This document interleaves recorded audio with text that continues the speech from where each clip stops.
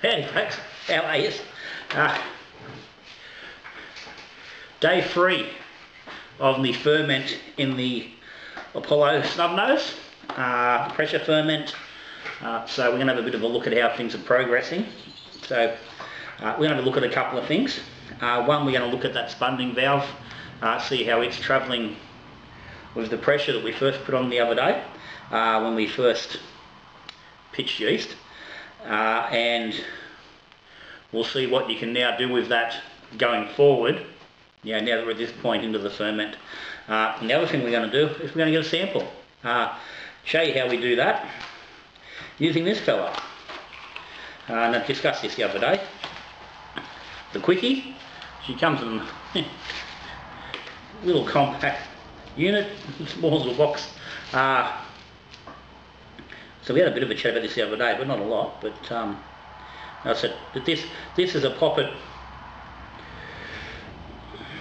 compression tool. It's designed to allow you to sit this part of the unit onto a beer disconnect, and by using this little bit that goes on the top, which has got a little probe, little prong on it, which when pushed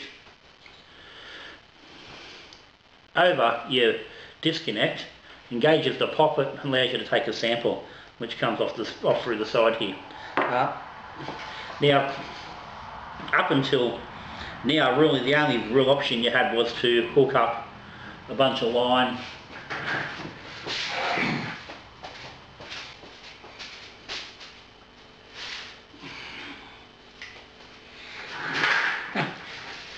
the option was to hook up it's a line with a beer disconnect and a picnic tap on the end, and use that picnic tap to dispense. Now, this line is right now full of some very nasty looking stuff, simply because I've not used this since I got my first quickie, because I've had no need to.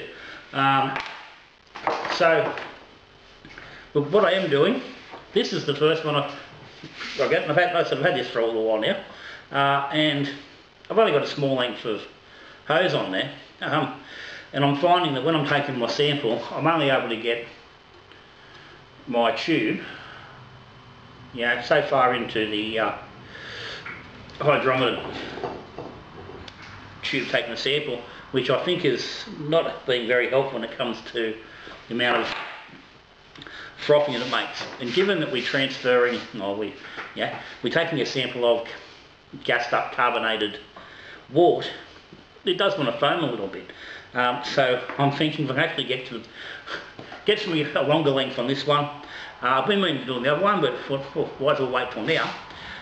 So that way I can actually get that tube, when I'm taking a sample, and you'll see shortly, all the way to the bottom of the tube, and hopefully that will reduce the amount of frothing that we're getting, which will make it a little bit quicker to take a sample.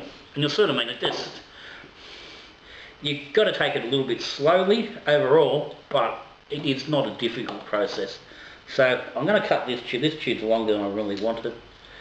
That's probably about enough. And this is a 5mm internal tube, and it'll just, with a little bit of manipulation, slide over the end there.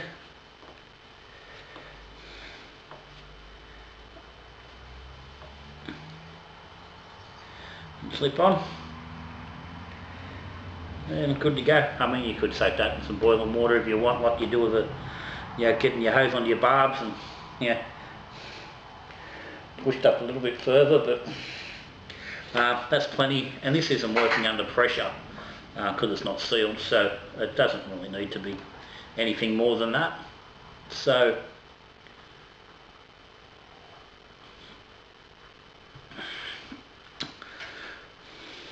we'll head over to the fermenter in a second. So as I said, 3 days into ferment, Blue Mountains Lager, W3470, pitched a yeast starter. It's ticking along nicely at the moment. It's, well, look at the temperature over there. Estimated original gravity was 1047. I took a sample yesterday afternoon to see how she was going. We're at 1042.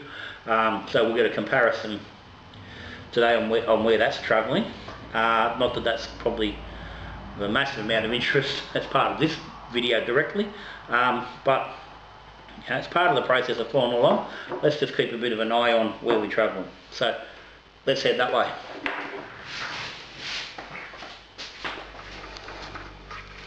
Okay, so ferment fridge currently showing 11.3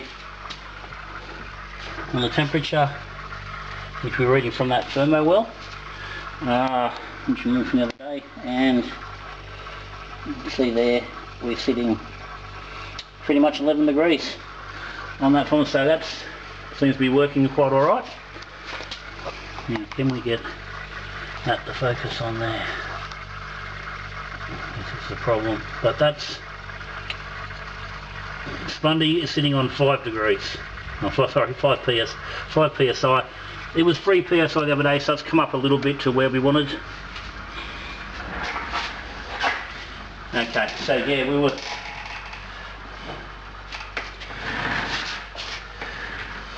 when we set that on initial ferment, it had dropped down to about 3.5, maybe 4 psi. So it snuck back up that little bit. You can see now. We've got a nice nice ferment going. A little bit of krausen developed on there, looking nice for day 3 on a lager. So first thing I want to do is just get this this sample off. So we just pop the quickie onto the disconnect. Now this can be a little bit, need a little bit of force sometimes to get it moving, but basically you just push down on it, engages the Poppet, and we get beer flow. Now, as I said, it does get quite quite frothy. You see there. This won't take too long to settle. So while that's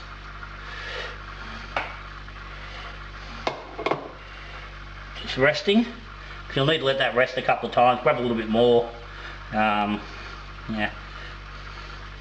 fill it up. So while we're waiting on that, let's talk about this Bundy valve. So right now, you've got a couple of options with your pressure ferment with what you want to do. You could just leave this run at 5 psi and get a small amount of compression on the yeast and hold back on some esters. But the idea is that we can control those even more by raising that pressure up. Now, emailing with Daniel down there at Keg King, he was telling me about a study they've looked at recently where they're saying that sort of 1 bar, or what is like sort of 15 psi, seems to be the sweet spot for getting the best out of lager yeast under pressure. Now that's not taking into account any extra temperature, that's just simply fermenting at lager temp like we are here. So that would indicate that you'd go 15 psi from day 1 if you wanted to do that. I'm happy with running this process, and this is again just a good way of showing exactly how you can work with this Bundy. So what I want to do now is I want to wind this pressure up and build it up a little bit. Now I will go to the 15 psi as per that study. Now there's 2 ways that I can do that.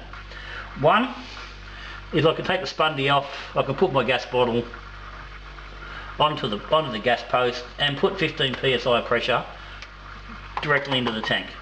No problem at all, just like we did the other day. And then wind me spundy completely closed and put it on and wind it off. Exactly as we did pre-ferment, and set it at that 15 psi.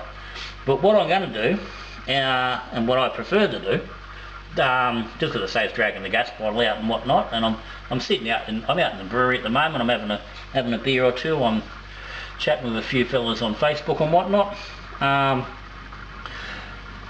And this is nice and active, so this is producing CO2 at a decent sort of amount. So all I'm going to do is just wind the spundy in a little bit.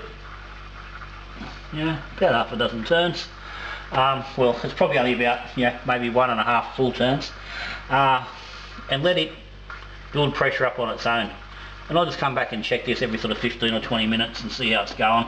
And then when it gets to where I want to stop, and set around that 15 psi, then I'll wind it back again and stop. So, well, I'll come back and have a look at that as we go.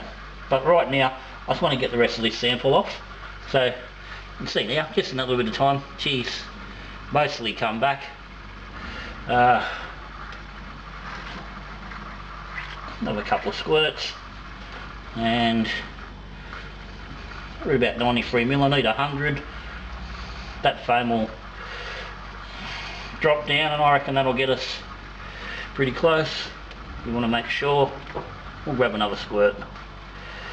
Now, what you can do with this is you can actually, instead of, once you are fully fermented, you can just pour yourself a bloody glass of beer off that. You could serve directly from here with the quickie and nothing else. Take that off, and we'll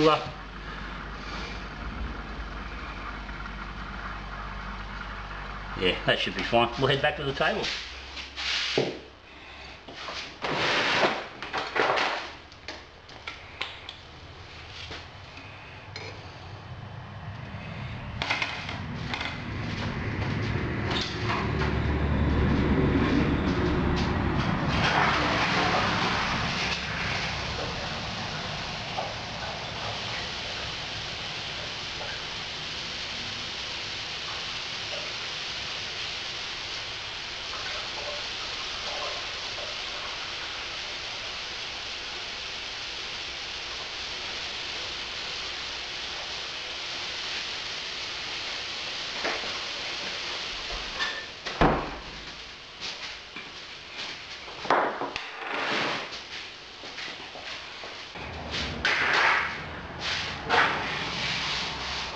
No, he saw there, quickly ducked in there and gave the quickie a washout. Just run under the tap, flushed out, just sit here now and dry until next time I want to use it. No worries at all. So it's a great little bit of gear. Doesn't take all the fiddly side out of getting a mid-ferment sample, but it does make this side a hell of a lot easier. There's no pulling apart all that other gear, cleaning it, making sure it's sanitary, all that rest of the stuff. I'm not worried about that being sanitary at this point. I'm just trying to get a quick reading here. She's a little bit frothy still, and ideally you could sit and let this bloody degas, but I'm going to take that now. It's about 10:36. It's only a rough estimate because it is a bit gassy and whatnot, but that's close enough for me. So it means I can keep a track on my ferment. I can keep some records. I'll stick that number into my brew log, so I can keep an eye on how things are progressing. So I can refer back to that down the track if I need to. You're running an all grain brew, you can stick that reading into in the brew farmer, or maybe even just running your extract brews through brew farmer and using that as your record, and keep it in there and have your graph and whatnot. But as for now,